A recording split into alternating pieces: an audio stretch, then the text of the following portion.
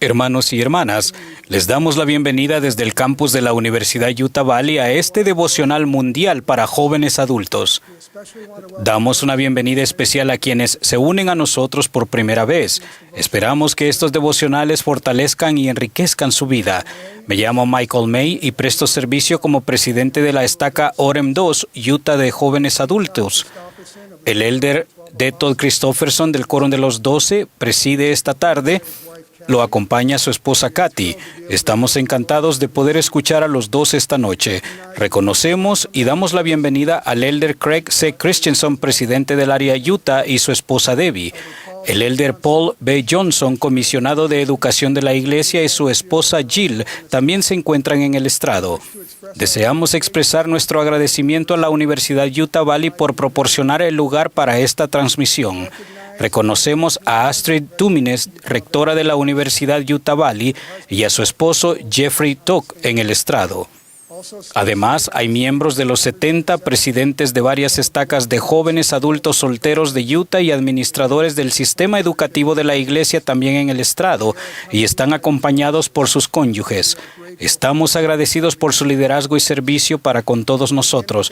Comenzaremos entonando el himno número 171, La Luz de la Verdad, del himnario en español. Agradecemos la colaboración de la hermana Melinda Fur, del barrio Orem 20 de adultos solteros, quien dirigirá la música, y de la hermana Ellen Amatangelo, quien nos acompañará al órgano. Después del himno, Ashley Erickson del barrio Orem 18 ofrecerá la primera oración.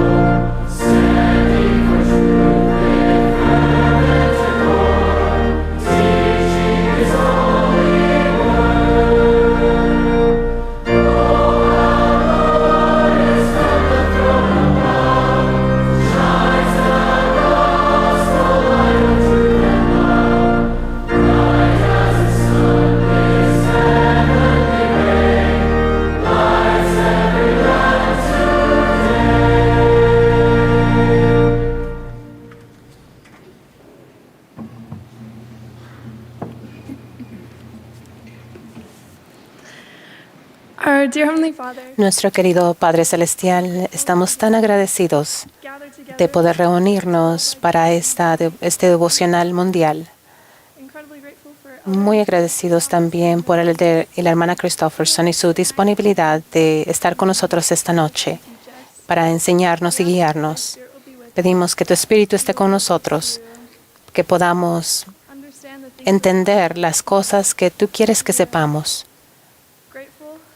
Agradecemos por estar aquí en la universidad Te amamos y decimos estas cosas en el nombre de Jesucristo. Amén.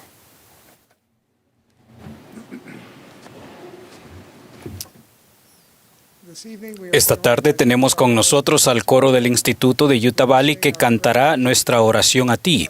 Los dirige el hermano Ryan Eggett y los acompañan la hermana Ellen Amatangelo al órgano y el hermano Ellis Lucero al piano.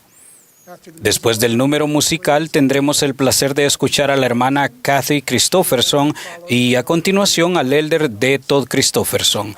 Al concluir sus palabras, el coro cantará Testimonio. Los dirigirá el hermano Eggett y estarán acompañados por la hermana Amatangelo. Luego la última oración la ofrecerá Nick Batiloro del barrio Orem 19 de adultos solteros.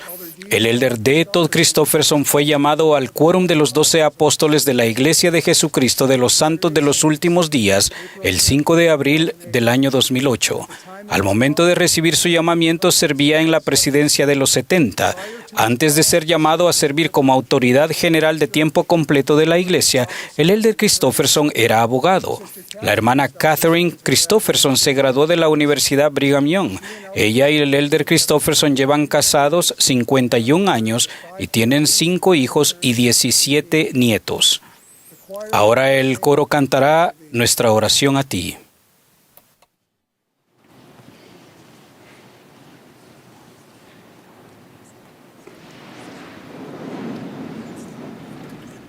Father,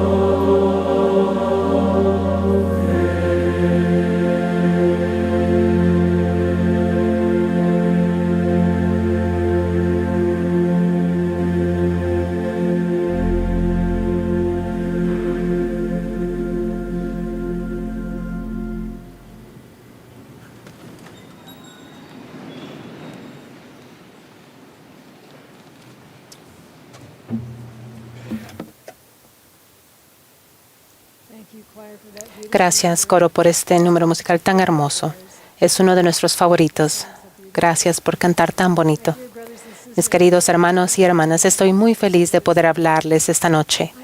Últimamente he reflexionado mucho sobre las cosas que han fortalecido mi fe a lo largo de la vida. Una cosa que he llegado a saber es que nuestro Padre Celestial de verdad nos ayuda, especialmente cuando estamos tratando de hacer todo lo posible por guardar sus mandamientos y edificar su reino aquí sobre la tierra. El profeta Nefi demostró esa fe a lo largo de su vida. Aunque sufrió muchas aflicciones y oposición, siempre se mantuvo firme y siempre agradeció a Dios sus bendiciones. Después de 8 años de ambular por un desierto desolado, él dijo: si los hijos de los hombres guardan los mandamientos de Dios, Él los alimenta y los fortifica, y provee los medios por los cuales pueden cumplir lo que les ha mandado. Por tanto, Él nos proporcionó lo necesario mientras permanecimos en el desierto. Sé que este principio es verdadero. Permítanme compartir un relato de la historia de la Iglesia.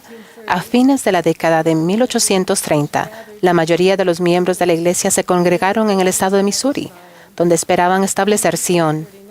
Pero en 1839, los populachos los obligaron a abandonar el estado. Sus casas fueron destruidas y el ganado y los artículos domésticos se los robaron.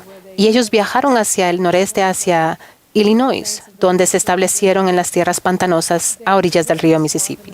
Allí drenaron el pantano y fundaron una hermosa ciudad que llamaron Nauvoo. Pero los sentimientos negativos contra la iglesia persistieron, y solo 5 años después el profeta José Smith sufrió el martirio junto con su hermano Hiram. Con el templo recién terminado, fueron obligados a salir nuevamente en febrero de 1846 y huyeron atravesando el río Mississippi en pleno invierno. Entre ellos se encontraba un hombre llamado Benjamin F. Johnson, mi tatarabuelo, con su familia de niños pequeños. Él describió esa época en su autobiografía. Allí estábamos, en marcha a mediados del invierno y sin $1, en un viaje que no sabíamos cuán largo sería ni cuánto tiempo tomaría, con provisiones suficientes solo para mantenernos durante unas pocas semanas a lo sumo, y con mala salud, la cual durante el año anterior o más había sido en extremo precaria. Yo a menudo sufría un dolor agudo y punzante en el estómago, que a veces causaba que el sudor brotara por cada poro. Esto, junto con otros problemas digestivos, hacía que yo no pudiera hacer arduos esfuerzos.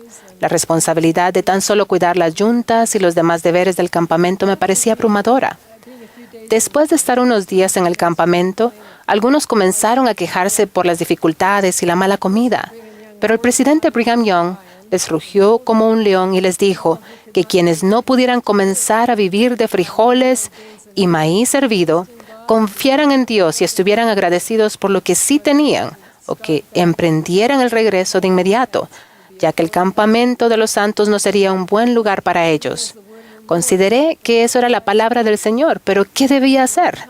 Durante mucho tiempo no había podido comer pan de maíz ni frijoles, ya que me daban esos insoportables dolores de estómago. ¿Cómo podía entonces continuar, puesto que casi todo lo que teníamos era maíz y frijoles? Sentí que era un tema de vida o muerte para mí. Interrumpo aquí el relato para decir que, no muchos años antes, su hermana de 22 años había muerto de problemas estomacales similares, por lo que probablemente no exageraba en sus temores. Luego prosiguió diciendo: hablé del asunto con mi familia. Les dije que estaba allí para confiar en el Señor y que si Él no estaba con nosotros, ciertamente no estaba detrás de nosotros, y yo no volvería. Estaba dispuesto a comer la comida que teníamos y estar agradecido por ella, y que si el Señor no cuidaba de nosotros ahora, cuanto antes estuviéramos todos muertos, mejor, porque no podríamos cuidarnos nosotros ni proteger nuestra vida en ese viaje. Un mes después informó esto en su diario: los frijoles y el maíz, que antes me eran incomibles, pude comerlos con deleite, y desde ese momento el anterior efecto no regresó a mí durante el viaje. Le había dicho al Señor lo que su siervo había dicho, que con su ayuda yo cumpliría todos los requisitos y que si era su voluntad que yo viviera para ser su siervo. Él debía hacer que mi comida se asimilara a la condición de mi estómago, lo cual sé que Él hizo. La fe de mis antepasados y el ejemplo de los profetas me han fortalecido y ayudado a confiar en el Señor, incluso en tiempos difíciles. Recuerdo una época al comienzo de nuestro matrimonio en que estábamos especialmente escasos de dinero. Durante los 3 años en los que el elder Christofferson realizó sus estudios de posgrado, teníamos 2 hijos pequeños. Habíamos decidido que después de comenzar a tener hijos, yo no trabajaría fuera de casa, así que intenté hacer lo que podía desde la casa para ganar dinero. Mi esposo también tenía un par de trabajos de medio tiempo y un empleo de verano, lo que proporcionaba la mayor parte de nuestros ingresos. Aún así no contábamos con mucho. Teníamos un dicho, que si no era comida, alquiler o gasolina para el automóvil, no necesitábamos comprarlo.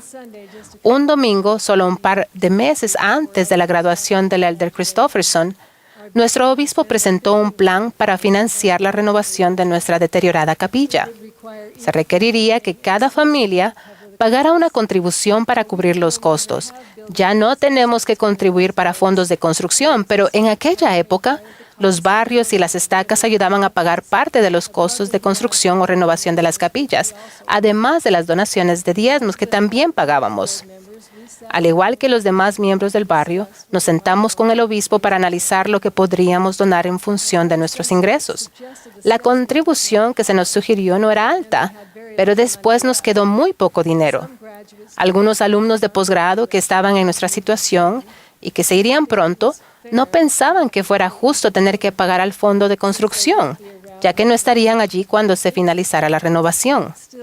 Aún así, decidimos pagar la donación al fondo de construcción, a pesar de que no sabíamos cómo costearíamos nuestros gastos hasta el final del año escolar.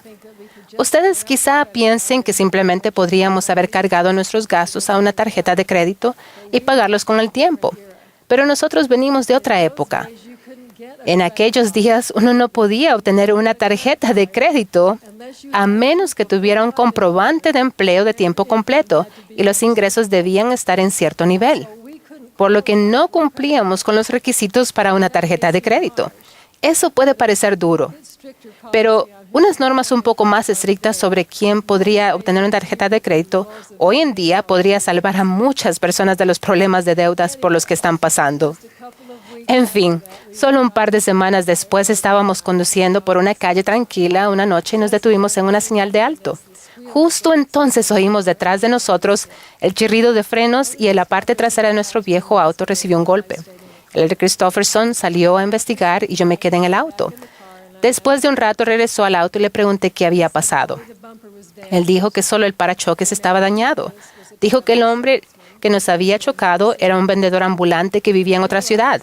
Él se había dado cuenta que los frenos funcionaban mal, pero que no sabía que andaban tan mal.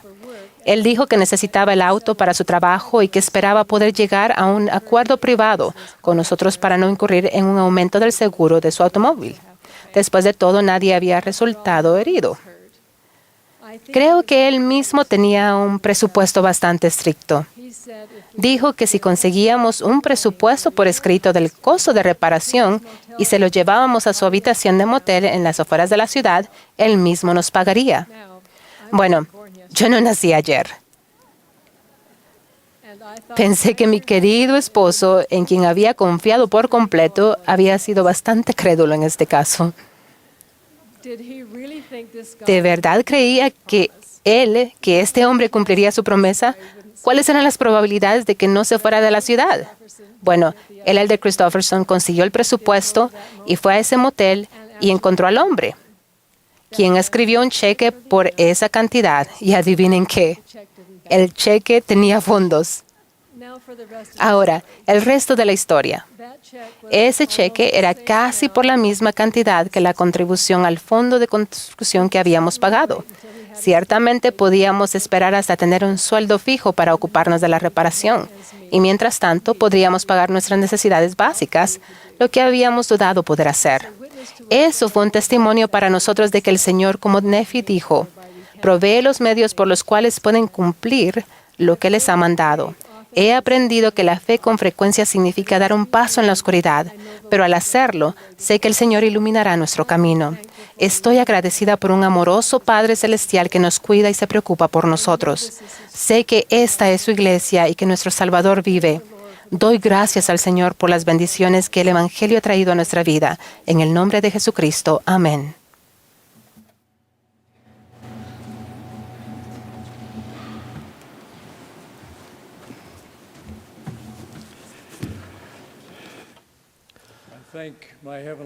Agradezco a mi Padre Celestial por el privilegio de estar con todos ustedes esta noche.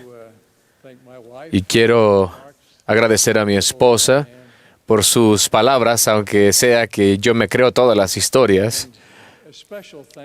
Y un agradecimiento especial a este gran coro. Son una prueba más del valor del instituto. Y me encanta el instituto. Yo espero que todos ustedes, quienes puedan, no solo se inscriban, sino vayan y participen activamente en el instituto. Es una de las cosas más importantes que hacemos en la iglesia. El número que cantó el coro hace unos momentos, algunos de ustedes quizás sepan, es un himno escrito por el presidente Russell M. Nelson. La letra la compuso él. Y el sentimiento y la expresión llega a mi corazón como yo creo lo hace al de ustedes. Y les expreso el amor de él y su saludo.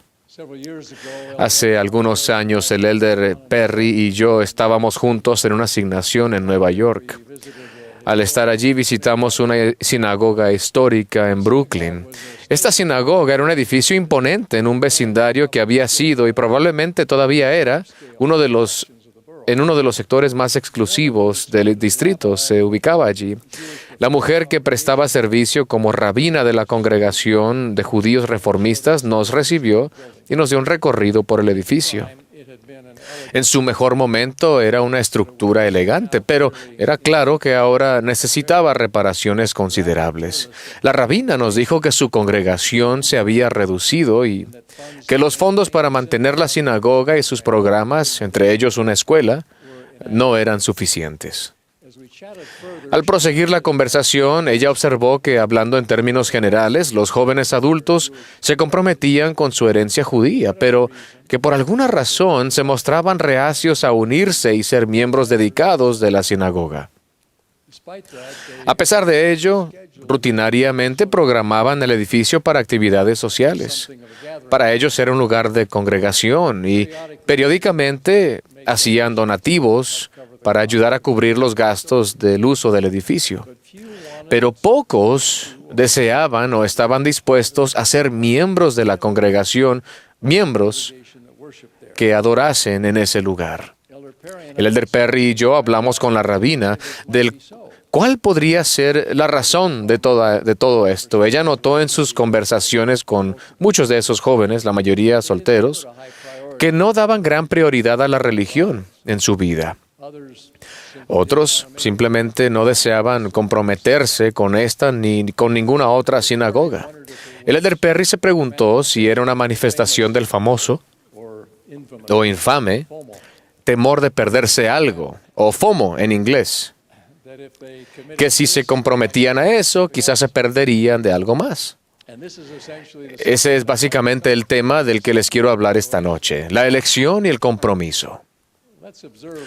Observemos, para empezar, que el temor de perderse algo es, hasta cierto punto, un sentimiento bastante razonable. En la medida de lo posible, todos deseamos experimentar lo mejor y tener las mejores opciones en todo aspecto de la vida. Pero el retrasarse aparentemente para siempre, para tomar una decisión o comprometerse a algo porque podría significar perderse algo más, no es razonable. Toda elección extingue otras posibilidades. Si eligen ir a trabajar o a la escuela en la mañana, no pueden ver una película en Netflix al mismo tiempo. ¿O sí?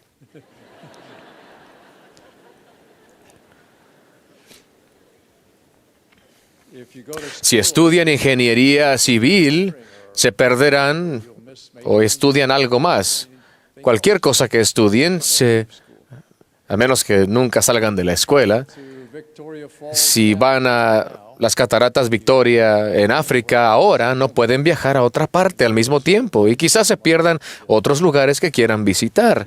Si deciden servir en una misión, dejan de lado muchas actividades sociales durante ese tiempo, etc. Pero a menos que tomen una decisión y se comprometan a una dirección, su vida va a ser bastante errática. Y al final van a perderse la mayoría de las mejores cosas.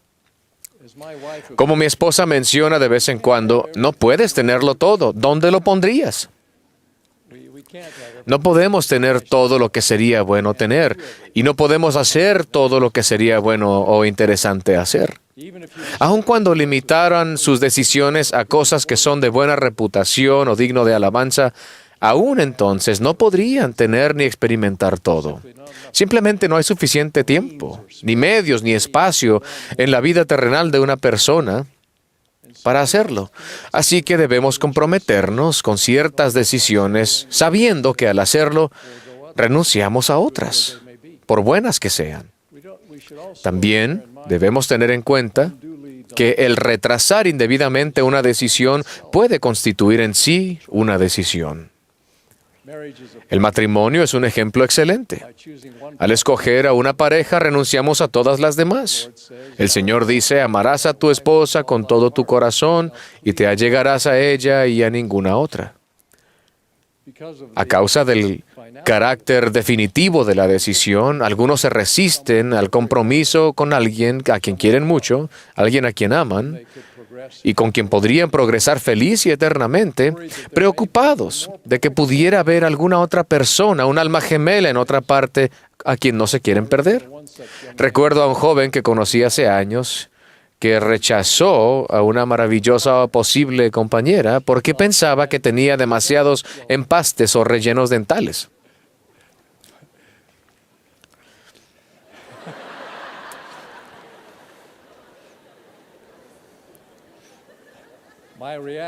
Mi reacción fue decirle que deseaba una perfección que no existía. Y por cierto, ¿se ha detenido a pensar que tú no eres perfecto tampoco? Esta es una reunión de jóvenes adultos. Para la mayoría de ustedes el énfasis es la palabra adulto. Tienen o procuran responsabilidades y logros y contribuciones de adultos. En lugar de retrasar la adultez e ir en busca de la fiesta perpetua. Hace 10 años, el autor y erudito Charles Murray habló sobre el significado de la vida bien vivida. Él dijo, me refiero al tipo de cosas que vemos en retrospectiva cuando llegamos a una edad avanzada y nos permite decidir que nos podemos sentir orgullosos de quiénes hemos sido y lo que hemos hecho. Murray recordó haber dirigido la palabra a un público en Zúrich en cuanto a las profundas satisfacciones que son producto de una vida bien vivida. Dijo, después del discurso, algunos de los miembros veinteañeros del público se me acercaron y me dijeron que la frase una vida bien vivida no tenía significado para ellos. La estaban pasando muy bien con su pareja sexual del momento, el nuevo BMW y la casa de vacaciones en Mallorca. Y no veían ningún vacío en su vida que necesitara llenarse. Fue fascinante, dijo Murray, que me lo dijeran a la cara, pero no era de sorprenderse. Esa mentalidad es más o menos esta. Los seres humanos son una colección de químicos que se activan y después de un tiempo se desactivan. El propósito de la vida es pasar el tiempo de manera tan agradable como sea posible. Al final de sus comentarios, Murray hizo esta declaración perspicaz. La antigua sabiduría humana ha entendido que una vida bien vivida requiere conexión con los que nos rodean. Los verdaderos adultos lo entienden. Reconocen que el placer personal nunca funciona como el enfoque de la vida y que como propósito de la vida no es suficiente. Esa verdad es la base de los 2 grandes mandamientos: amar a Dios con todo el corazón, alma, mente, y de amar al prójimo como a sí mismo. Como Jesús dijo, de estos 2 mandamientos dependen toda la ley y los profetas. El convenio del Evangelio, con su promesa de vida eterna, descansa sobre estos dos grandes mandamientos en el orden de prioridad dado, primero y segundo.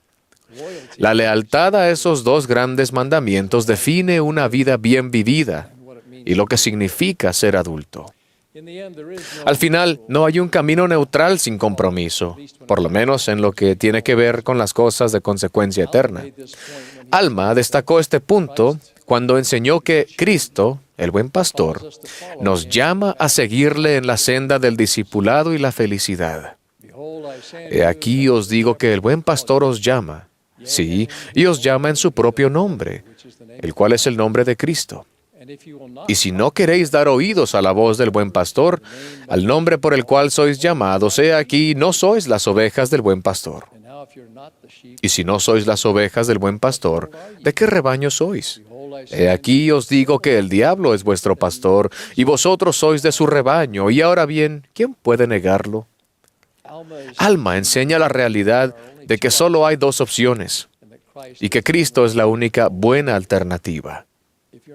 Si no están eligiendo a Cristo, automáticamente están siguiendo a un Dios falso, un camino erróneo que lleva, como mínimo, a la desilusión final e incluso eterna.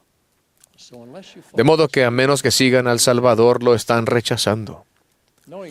Con este conocimiento, no debemos sentir renuencia a comprometernos con el Señor y procurar ser uno con Él, tal como oró en la última cena por sus apóstoles y todos los que creerían en sus palabras, para que todos sean uno, como tú, oh Padre, en mí y yo en ti, que también ellos sean uno en nosotros.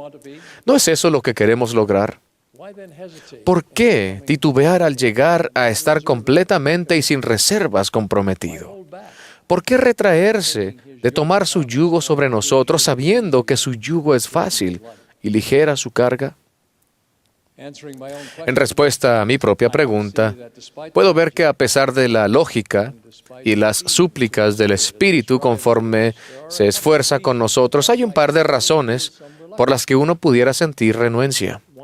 Una de ellas es nuestra preocupación en cuanto a nuestra capacidad de guardar un compromiso tan grande. ¿Podemos realmente cumplir? ¿Y sería mejor para nosotros no comprometernos y puede ser que fracasemos? Esa es una preocupación comprensible, pero como respuesta quiero notar que en un sentido muy importante ya han comprobado que pueden lograrlo. Cuando en el mundo preterrenal eligieron aceptar el plan de salvación y exaltación, preparado por el Padre y defendido por el Hijo, ustedes eligieron a Cristo. Su nacimiento físico es testimonio del hecho de que ya hicieron el compromiso, guardaron su primer estado. Y ahora la pregunta es si cumplirán con ese compromiso en este segundo estado y si se les será aumentada gloria sobre su cabeza para siempre. No deberíamos tener temor de reafirmar nuestro compromiso, especialmente al considerar lo desagradable que es la alternativa. No debemos vivir con temor ni fracaso. No estamos solos, tenemos ayuda. Todos los que se comprometen con Cristo, con el discipulado completo, no pueden fracasar. Si estamos ligados a Él, quien descendió por debajo de todas las cosas y venció todas las cosas, y que tiene todo poder, no podemos fracasar. Nuestro Padre Celestial y Salvador no son simplemente observadores desinteresados, curiosos de ver si nos salen bien las cosas o no. Pueden imaginar que ellos estén viendo desde el cielo diciendo, miren a Sam, la última vez que afrontó una situación como esta se equivocó y te apuesto que lo va a volver a hacer. O, mira, las amigas de Sandra la han metido en un gran aprieto. Será interesante ver si puede salir de esta. Es ridículo. Por supuesto, ellos están de nuestro lado activamente, brindándonos ayuda, guía y recursos constantes. Y probablemente nos darían más si lo aceptáramos. Dije anteriormente que cuando cumplimos con los convenios que nos unen a Cristo y a su poder, no podemos fracasar, y eso es verdad. Pero reconozco que en ocasiones todos experimentamos el fracaso. Nuestros propios errores y pecados y el pecado de los errores que los errores de los demás a veces tienen en nosotros. Sin embargo, con los dones del arrepentimiento y el perdón, todos esos fracasos y faltas son temporales. Ninguno de ellos puede privarnos de la vida eterna sin nuestro consentimiento. ¿Por qué? Porque cuando hacemos lo que podamos para recuperarnos, tenemos acceso a la gracia de Cristo para resolver y reparar cualquier cosa que nosotros no podamos. Recuerden que el poder expiatorio o la gracia de Cristo no solo elimina la culpabilidad del pecado y el error, sino que santifica y nos convierte en seres santos, capaces de vivir en la presencia de Dios. Ahora, no estoy diciendo que esto es fácil. Ustedes saben como yo que la vida está llena de luchas y algunas cosas difíciles, incluso tragedias. Y es más fácil decir que somos discípulos que serlo. No fue nada fácil para Jesús ser discípulo de su Padre y beber su amarga copa. Pero lo hizo.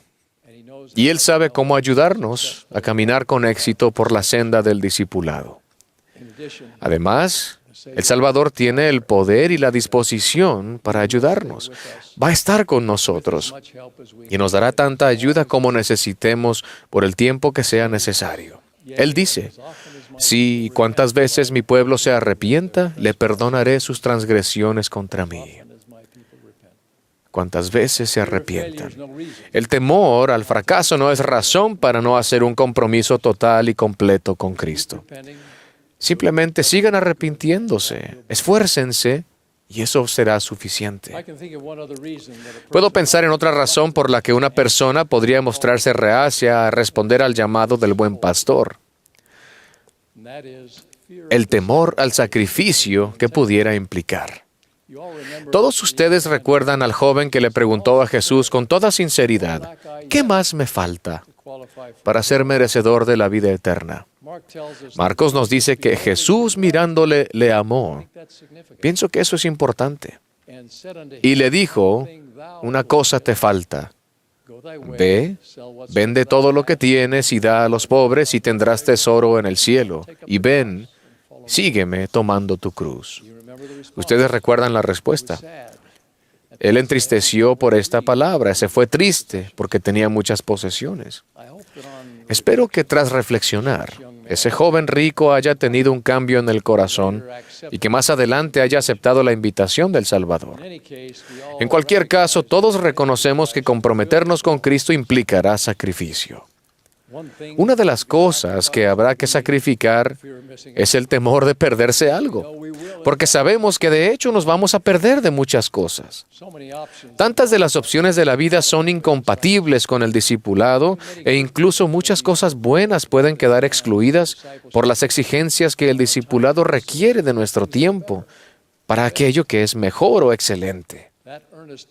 El joven sincero que le preguntó al Salvador, ¿qué más me falta?, ya falleció.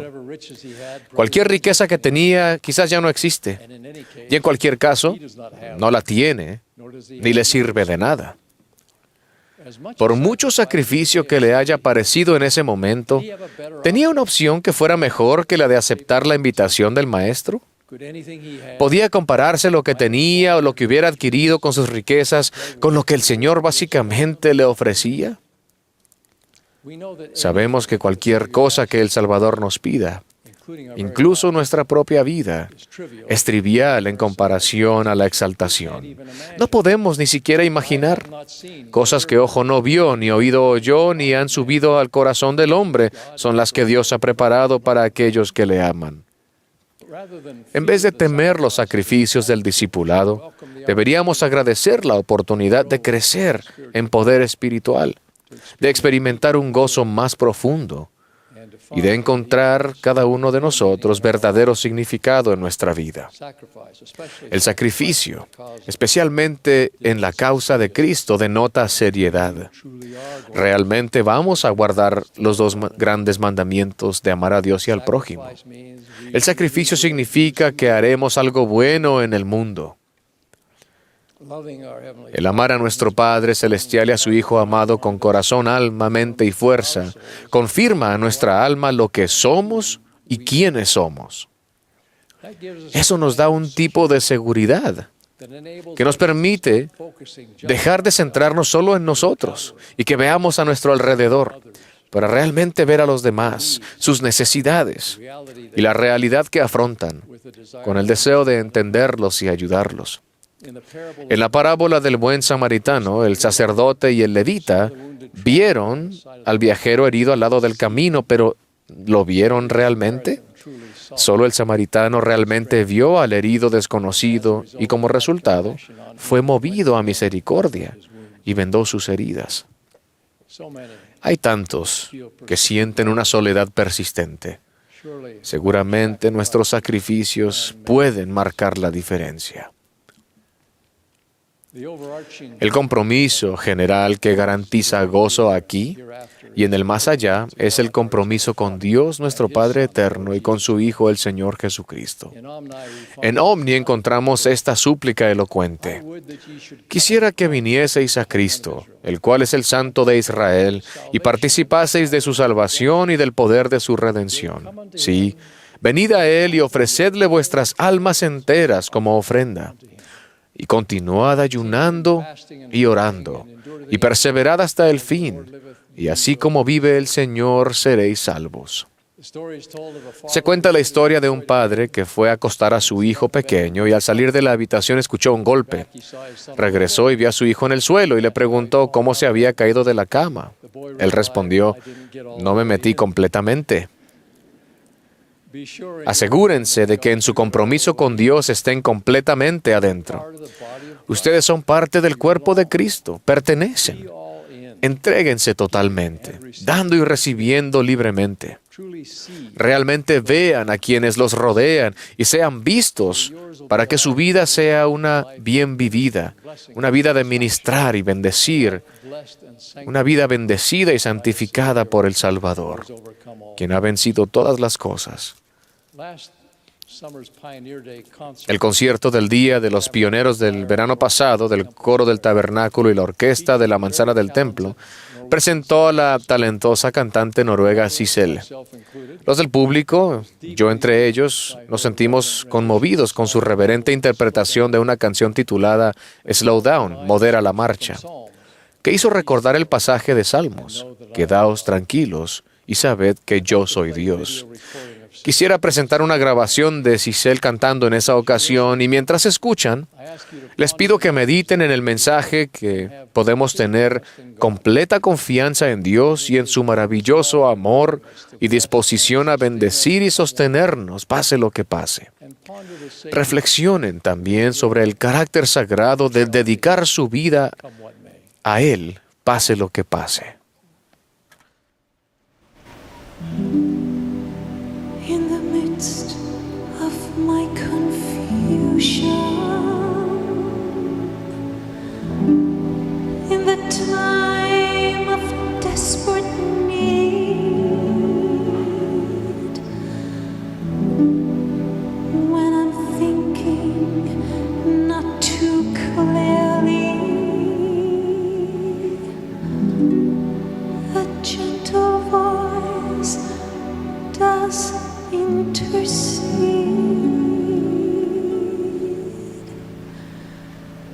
Slow